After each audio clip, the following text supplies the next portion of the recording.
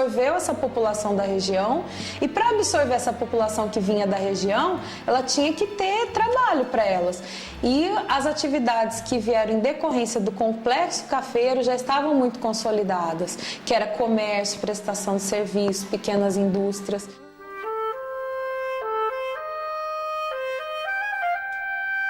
Assim como existe a versão econômica da história, existe também a versão religiosa.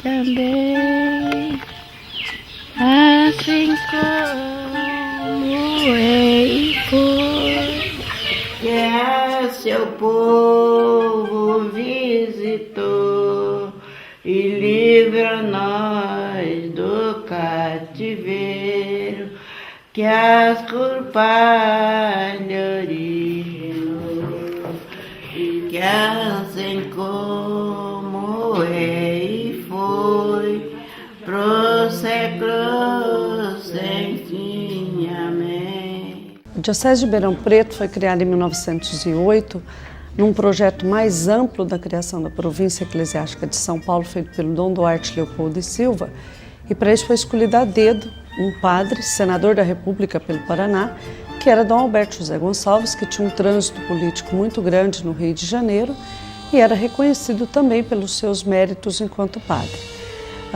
A criação da Diocese de Ribeirão, ela atende os anseios de uma sociedade em expansão. Ribeirão já possuía uma escola metodista, lojas maçônicas, crescia muito em função do café e nessa circunstância era necessária a presença mais atuante da Igreja Católica. Para isso, a escolha da cidade de Ribeirão Preto como sede de diocese nessa região. Ribeirão Preto é uma cidade em que a força da Igreja Católica é muito forte. Não à toa a gente tem aqui o estabelecimento da sede de bispado em Ribeirão, em 1908. E essa Igreja Católica ela vai colocar alguns obstáculos para a vivência desses costumes modernos. A sociedade de Ribeirão não fez uma mobilização grande para criar a diocese. Isso foi um projeto que veio da Secretaria de Estado do Vaticano para cá. Os dois coronéis, ambos que disputavam o poder local, também não se mobilizaram em prol de formar o chamado patrimônio para a criação da diocese. No entanto, ambos contribuíram para a recepção do bispo, ambos contribuíram, o coronel Francisco Schmidt, por exemplo, ele inclusive recebeu o bispo com um jantar para 40 talheres na sua residência, mas nenhum deles apoiou financeiramente, de forma direta, a criação da diocese. Esses costumes modernos são tidos pela Igreja Católica como liberais por demais, e no caso da moda, a gente tem, em função dessa contrariedade da Igreja Católica, algumas reações a novos costumes, novas vestimentas. A Secretaria de Estado do Vaticano, num de seus relatórios, afirma que Ribeirão Preto era a terra dos malvados, uma terra em que a população não quis contribuir para formar o patrimônio necessário de 200 contos de réis para abrir aqui a diocese, uma vez que Batatais já havia oferecido esse patrimônio. No entanto, eles acreditavam que por ser maior, por estar em rápido crescimento, pela presença dos elementos de outras crenças em franco crescimento, inclusive com escolas, era fundamental que essa diocese tivesse por sede a cidade de Ribeirão Preto. Então, nesse contexto, a mobilização da sociedade, que não aconteceu, não foi levada em consideração. Era um projeto da Secretaria de Estado do Vaticano que, junto com o cardeal, com o bispo de São Paulo, escolhem Ribeirão Preto e fazem aqui a sede da sua diocese. Por isso, o convite para um bispo que era um senador da República, que tinha, portanto, um trânsito político muito grande, para abrir esse caminho junto à elite local política e também econômica. Eu gosto de tudo santo. Por isso eu entro dentro da minha casa, era na minha cômoda, na minha bolsa, no meu armário. Tudo vai na Aparecida do Norte, traz um santo para mim, outro vai traz um terço. Minha bolsa tem 6 terços, fora esse que está aqui, foi uma fazendeira que trouxe para mim. Nós fomos criados na religião de Buda, não foi batizado. Na versão cultural da história do café e de Ribeirão Preto, o destaque é para a diversidade, da música à moda, das festas à culinária. Menina da aldeia, me lembro ainda como se fosse agora, que no caminho eu lhe tomava sacola, só pra ver você chorar. Menina da aldeia, se eu pudesse voltar agora, que no caminho eu lhe tomava sacola, só pra ver você chorar. Me lembro ainda o seu vestido comprido, o seu cabelo com um laço de fita e a peneira de café. No final do século XIX, a França e a Inglaterra eram as grandes referências do ponto de vista da cultura, dos costumes, das vestimentas, do modo de se comportar, não é? Eram consideradas e eram mesmo as nações centrais do ponto de vista do capital, do luxo e também da cultura. No Brasil, tudo no final do século XIX, tudo que dizia respeito aos costumes das elites, seguia exatamente esse modelo. Bom, dentro desse contexto de efervescência cultural, social, vivido principalmente no cenário urbano, a gente tem aí a fundação de várias instituições, de vários espaços de sociabilidade, como as praças principais, as mais antigas de Ribeirão Preto. O lazer, de certa forma, ele era muito voltado para a religiosidade, para as festas religiosas que aconteciam e para aquilo que acontecia no centro da cidade. O centro da cidade é onde você tinha o comércio, né? É onde você tinha a Praça 15 e o centro desse lazer na cidade era a Praça 15.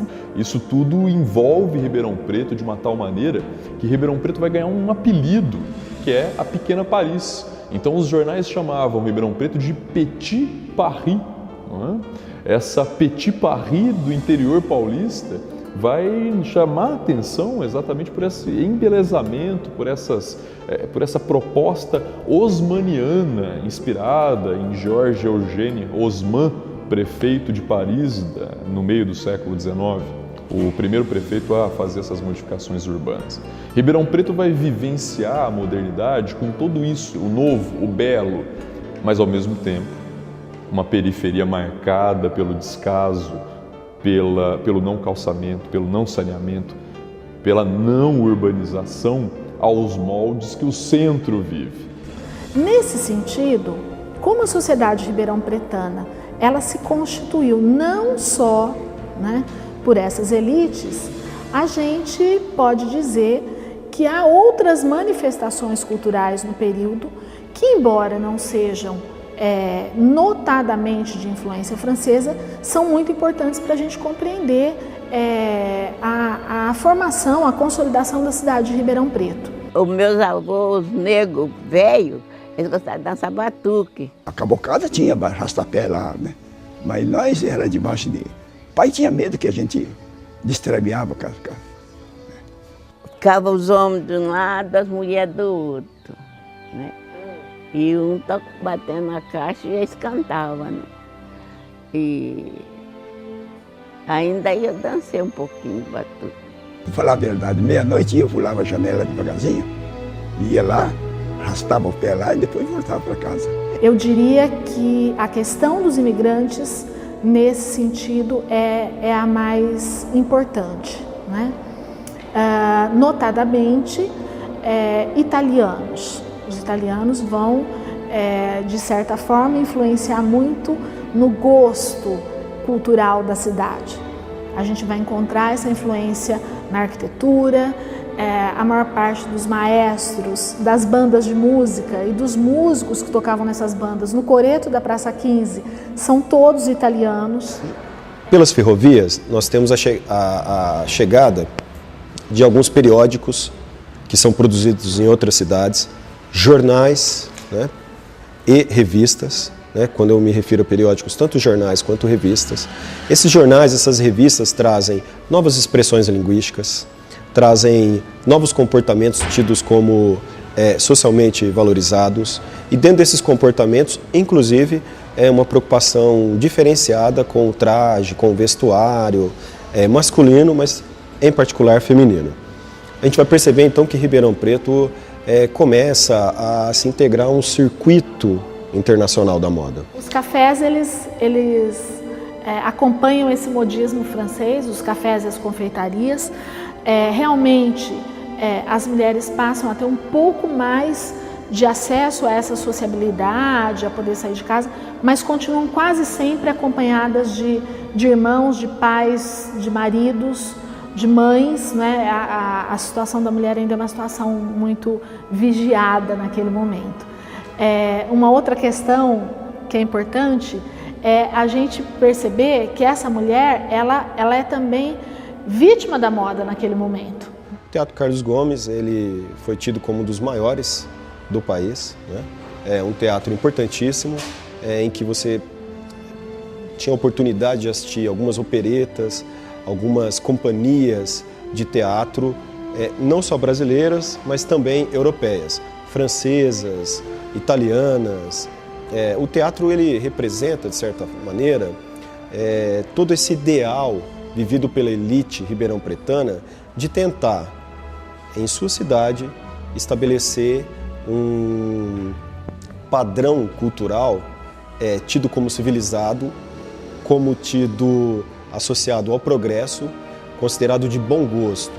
A vivência do teatro traduz esse anseio, essa busca por parte dessa elite ribeirão-pretana. As pessoas acham que em Ribeirão Preto o café produziu muita cultura artística e tal. Na verdade, não produziu nada. O que ele produziu foi boemia.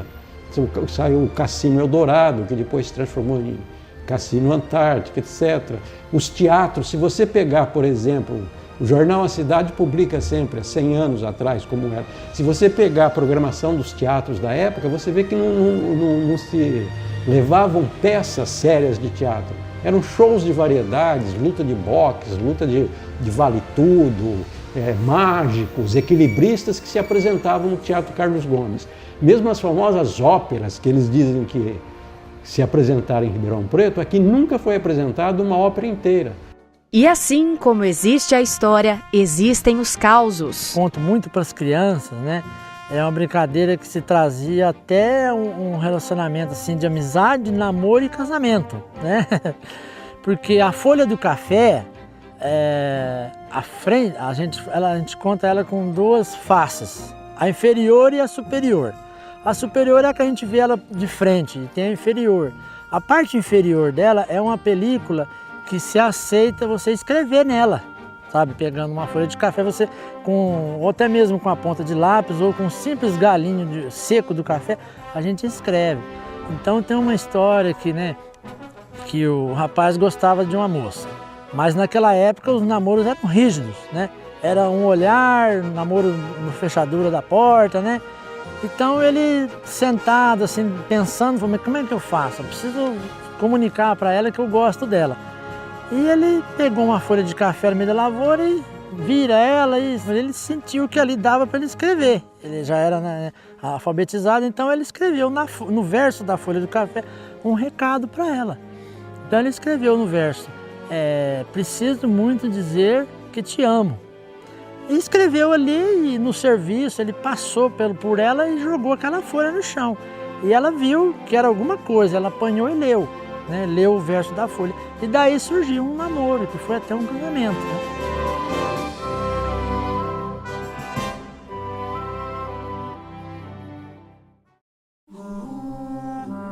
Do café à cana-de-açúcar, passando pelo algodão, pela indústria e sempre com um comércio forte, Ribeirão Preto se afirma filha do café. Não exclusivamente pela árvore verde de frutos vermelhos, mas pela ação e múltiplas reações que esta cultura se propôs.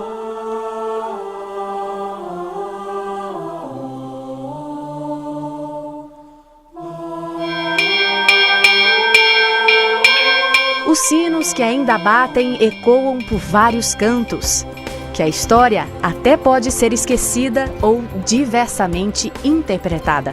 Mas quem viveu sabe que o que passou, passou.